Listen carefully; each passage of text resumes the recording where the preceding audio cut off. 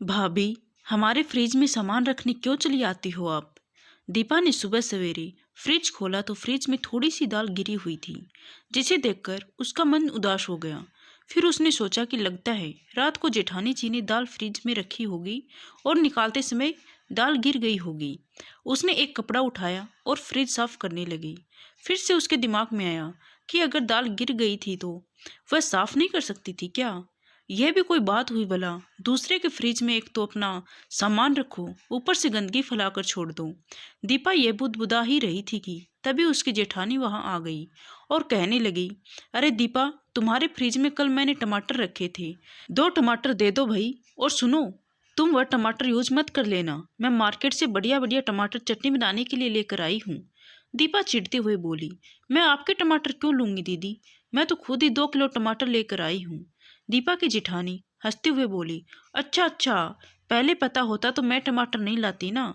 इतना कहकर वह फिर से हंसने लगी तो दीपा के तन बदन में आग सी लग गई। दीपा की जेठानी को पता था कि दीपा कैसे चिढ़ती है, इसलिए उसे चिढ़ाने में और भी ज्यादा मजा आता था।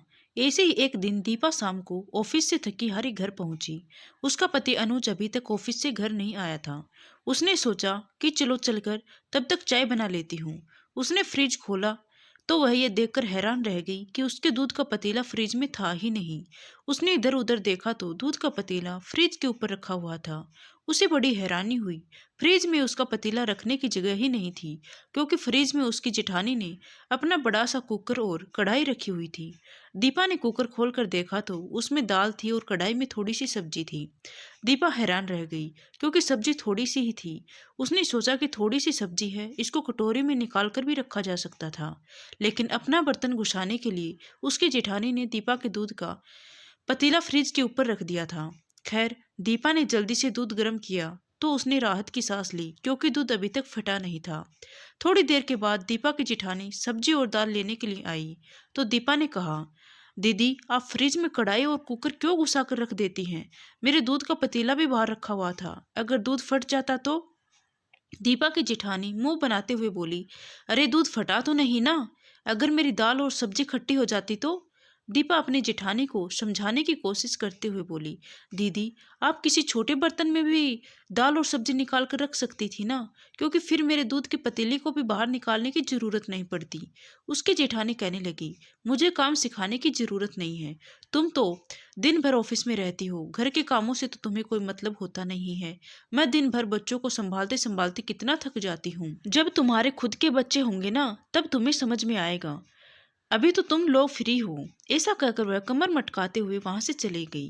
वैसे तो दोनों देवरानी और जेठानी की रसोई अलग ही थी, लेकिन पहले घर में फ्रिज नहीं था। वह तो दीपा ने शादी के 6 महीने बाद जब जॉब करना शुरू किया तो अपनी पहली कमाई से यह फ्रिज खरीद कर ले आई थी, और तब से ही उसकी जेठानी भी इसी फ्रिज को यूज किया करती थी।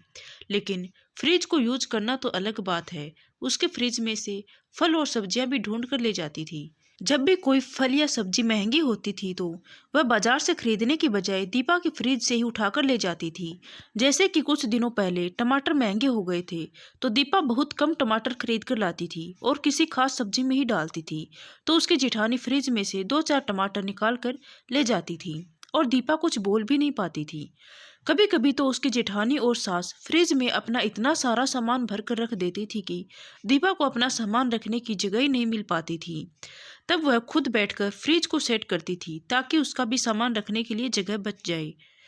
उसकी सास बड़ी बहू के साथ ही रहती थी तो हमेशा उसके ही गुणगान करती रहती थी, और छोटी बहू से तो जैसे उन्हें कोई मतलब ही नहीं था, इसलिए छोटी बहू की परेशानी को वह देखती ही नहीं थी, बस बड़ी बहू के साथ मिलजुल कर रहती थी।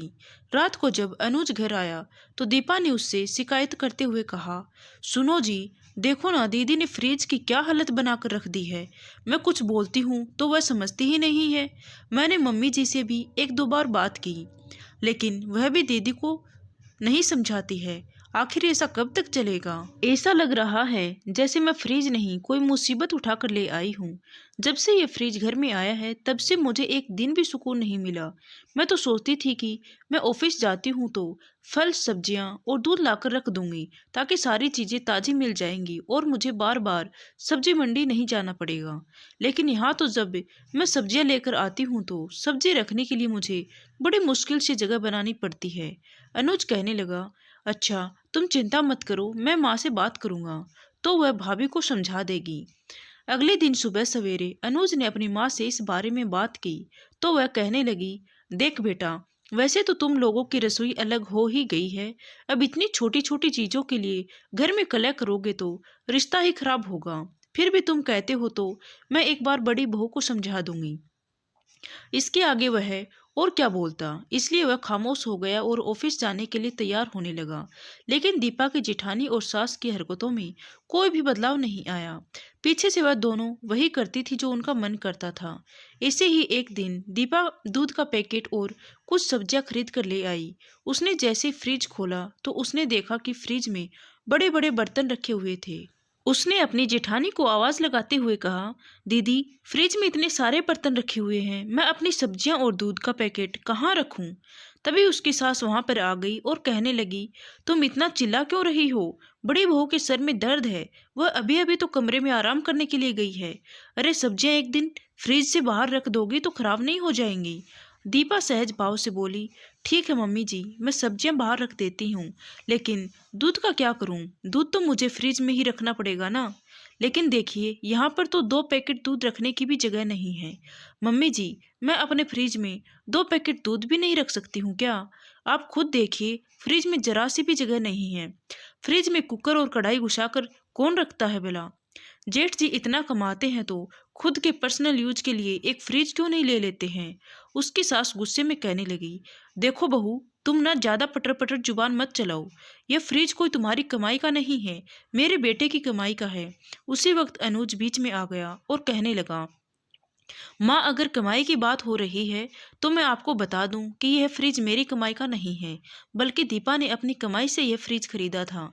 इसलिए कमाई की बात तो आप ना ही करें तो ही अच्छा है।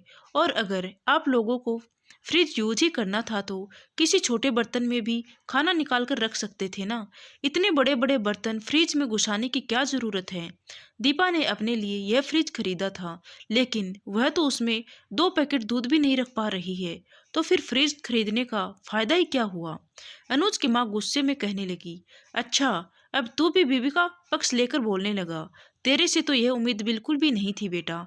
तभी उसकी जेठानी वहां पर आ गई और वह गुस्से में बोली, देवर जी, बड़े पंख निकल आए हैं ना आपके। आप और आपकी पत्नी मिलकर कमाते हो तो ज्यादा रोप मत झाड़ो। आप दोनों की कमाई से ज्यादा मेरे पति अकेले ही कमा लेते हैं। अनुज बोल पड़ा, तो ठीक है ना भाभी जी, आप अपने लिए पर्सनल फ्रिज मंगवा लीजिए, हम गरीब लोगों के फ्रिज में सामान रखने क्यों चली आती हैं आप? अभी यह बात दीपा की जेठानी को मिर्ची की तरह तीखी लग गई थी। वह गुस्से में तुरंत ही अपने कमरे से चली गई और अपने पति से बोली, सुनिए जी, जल्द से जल्द मेरे लिए फ्रिज खरीद कर ले आइए। इन लोगों को अपने फ्रिज की ज्यादा गर्मी चढ़ गई है। उसका पति कहने लगा, अरे गुस्से में आकर खर्चा क्यों करवाना चाहती हो? हमारा काम तो चल ही रहा है ना। लेकिन अब वह कुछ भी सुनने वाली नहीं थी। वह जिद पर अड़ गई थी कि मुझे नया फ्रिज चाहिए तो चाहिए। अब अपनी पत्नी की जिद के आगे वह कुछ बोल भी नहीं पाया और तुरंत जाकर फ्रिज ले आया। अब भले ही दीपा की जेठानी उससे मुंह फुलाकर घूम रही थी, लेकिन अब दीपा को अपने फ्रिज में सामान रखने के लिए जगह मिल जाती थी और कोई भी उसके फ्रिज को गंदा नहीं करता था। उसके लिए इतना ही काफी था। तो दोस्तों, आपको क्या लगता है कि दीपा ने अपने लिए आवाज उठाकर सही किया था या उसे चुप रहकर रिश्ता निभाने के नाम पर घुट घुट कर जीना चाहिए था? आप अपने विचार कमेंट करके जरूर बताइए। धन्यवाद।